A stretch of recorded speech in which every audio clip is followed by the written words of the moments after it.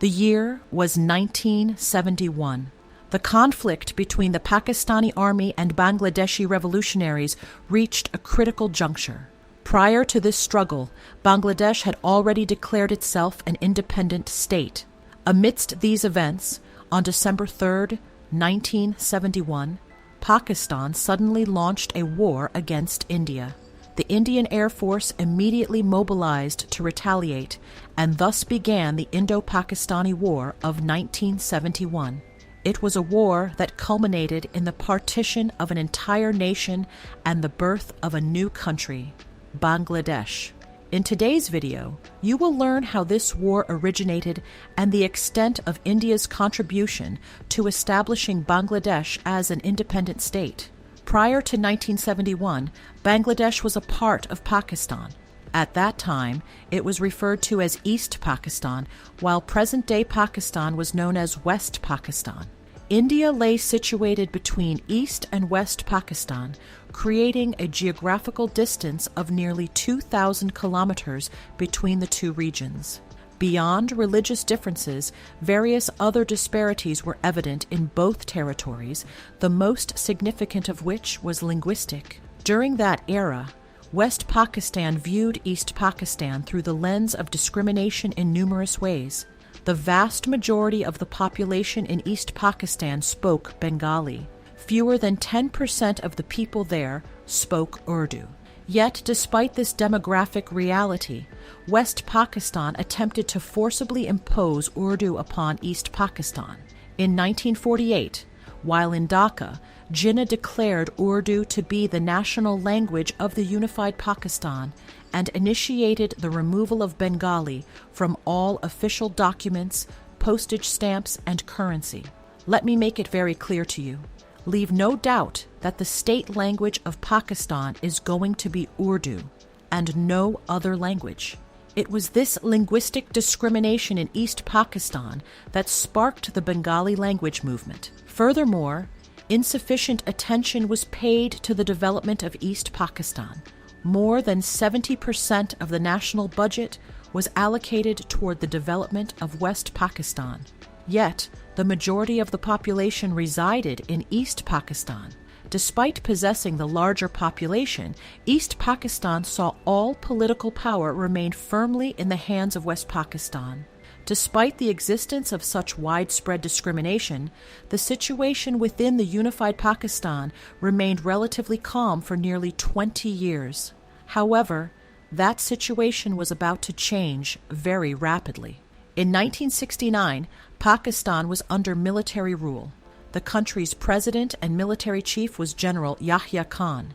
Yahya Khan announced that he would soon introduce elections in Pakistan to restore a democratic system of governance. These elections were held in December 1970. However, the entire nation of Pakistan was stunned by the election results. In East Pakistan, that is Bangladesh, Sheikh Mujibur Rahman's Awami League Party held significant influence. In West Pakistan, on the other hand, there were numerous political parties. Yet in this election, the Awami League of East Pakistan achieved a landslide victory. Out of a total of 169 seats, the Awami League won 167. Since the National Assembly of Pakistan comprised a total of 300 seats, securing 167 seats meant the Awami League had won a clear majority, more than half of the seats. This implied that the Awami League would form the government and rule Pakistan. Consequently, the Awami League's leader, Sheikh Mujibur Rahman, was poised to assume the office of Prime Minister of Pakistan. In other words, the leader destined to govern the entirety of Pakistan was an individual nominated from East Pakistan. Conversely, the leaders of the West Pakistani political parties could not stomach this victory by the Awami League. This was because Sheikh Mujibur Rahman had received all his votes exclusively from East Pakistan, securing not a single vote from West Pakistan. Zulfikar Ali Bhutto, the leader of the Pakistan People's Party, the largest political party in West Pakistan, met with General Yahya Khan and urged him to annul the election results. And General Yahya Khan did exactly that. On March the 7th, 1971, the election results were officially declared null and void. Upon hearing this shocking news, the entire population of East Pakistan was left dumbfounded. They could not have imagined, even in their wildest dreams, that such a massive act of betrayal would be perpetrated against them. Immediately following the announcement of the election's cancellation, supporters of the Awami League launched a protest movement. During this critical juncture, Sheikh Mujibur Rahman delivered a powerful speech, a truly historic address. It was a speech that inspired every single Bangladeshi. Under his leadership, protests and strikes erupted on a massive scale. A conflict ensued between the civilian population and the military, and gradually this movement spread across the entirety of East Pakistan. This movement had but a single demand: the formation of a new nation, Bangladesh. President Yahya Khan was left in no doubt that East Pakistan was on the verge of secession. Consequently, in March 1971, he devised a plan to launch a special military operation to suppress this movement, an operation that would transcend all limits of brutality. On the night of March 21st, 1971, under the cover of darkness, several aircraft flew from West Pakistan toward Dhaka. Who were these men? They were all Pakistani soldiers arriving in East Pakistan to execute a specific mission, Operation Searchlight. The very next day, Sheikh Mujibur Rahman was arrested and transported from East Pakistan to West Pakistan. However, prior to his arrest, Sheikh Mujibur Rahman declared Bangladesh an independent and sovereign state. This declaration was broadcast using a radio transmitter. Under Operation Searchlight, the West Pakistani military began hunting down Awami League leaders and activists across Bangladesh, opening fire indiscriminately. In this genocide, approximately 300,000 Bengalis were killed. During this period, a group of senior Bengali military officers formed an armed force to fight against the Pakistanis. This force was named the Mukti Bahini, Liberation Forces.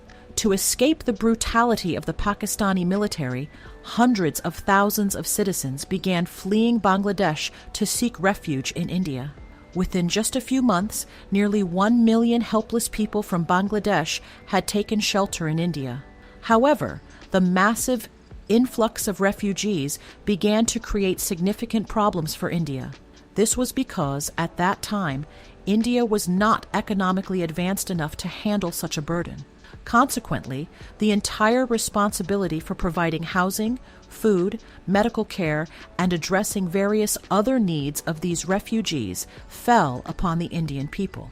Therefore, India's Prime Minister at the time, Mrs. Indira Gandhi, decided that the best course of action would be to intervene militarily and join the war to assist Bangladesh.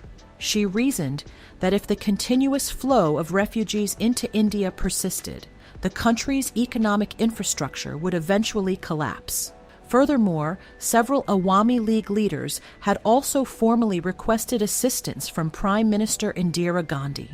On April 24, 1971, Indira Gandhi instructed General Sam Manekshaw to prepare for a war against Pakistan. Following this directive, India, rather than becoming directly involved in the conflict, began indirectly assisting the Mukti Bahini. The Indian military provided them with weapons and training.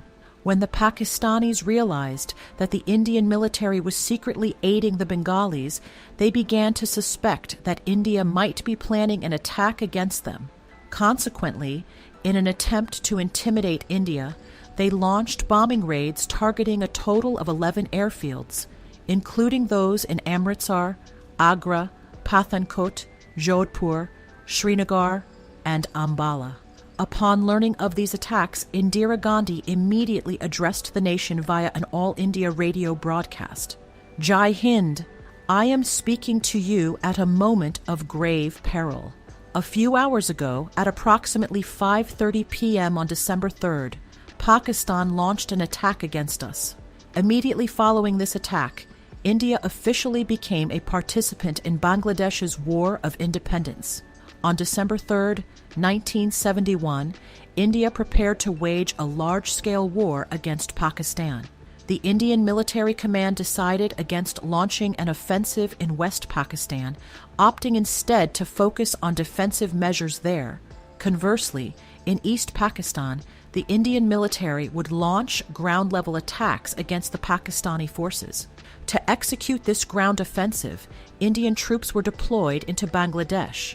The Indian forces maintained a continuous assault on the Pakistani army, attacking simultaneously from the ground, from the sea via the Navy, and from the air using aircraft. The very next day, December 4th, the Indian Air Force commenced aerial attacks on West Pakistan. Meanwhile, the Indian Navy's Eastern Fleet advanced to launch attacks on two key ports in Bangladesh, Chittagong and Cox's Bazar. Furthermore, the air supply lines for the Pakistani troops in Bangladesh were completely severed, and the Indian Navy effectively blockaded all maritime routes. On land, the Mukti Bahini, freedom fighters, actively sought out and engaged the Pakistani forces. By December 12th, Pakistan faced the looming specter of a major defeat in the war against India. By December 7th, the Indian Army had successfully captured a significant portion of East Pakistan. Among the major cities of East Pakistan, one was liberated ahead of all others. Now, to ensure the complete independence of Bangladesh, the capture of the capital city, Dhaka, became a matter of utmost urgency. On December 16th, 1971, the Indian Army encircled Dhaka from all directions. The Pakistani forces were given a 30-minute ultimatum to surrender. At that time, the Pakistani troops, desperate to save their lives, were hiding within the premises of Dhaka University. Lieutenant General Amir Abdullah Khan Niazi surrendered to the Indian forces without offering any resistance. On that historic day, December 16, 1971, in Dhaka, 93,000 Pakistani soldiers surrendered to the Indian military. This marked the largest military surrender in the world since the end of the Second World War. Thus, East Pakistan secured its place on the global map as the independent nation of Bangladesh. On December 6, 1971, Bhutan became the first country to officially recognize Bangladesh. On that very same day, India also officially extended its recognition to Bangladesh. Finally, in 1972, Pakistan formally recognized Bangladesh as an independent sovereign state. Concurrently, Sheikh Mujibur Rahman was released from prison. Upon his return to Dhaka, Sheikh Mujibur Rahman was welcomed and honored as a national hero. Subsequently, in 1973, when the election was held in independent Bangladesh, Mujibur Rahman secured a victory with a majority vote, and his political party, the Awami League, became the ruling party of the newly independent nation. However, friends, the independence of Bangladesh came at the cost of immense sacrifice. Countless individuals had to dedicate their very lives, their lands, and everything they possessed. On the night of March 25, 1971 alone, as many as 7,000 Bengalis were massacred. It is through the sacrifices of innumerable revolutionaries and with the assistance of India that Bangladesh stands today as an independent state.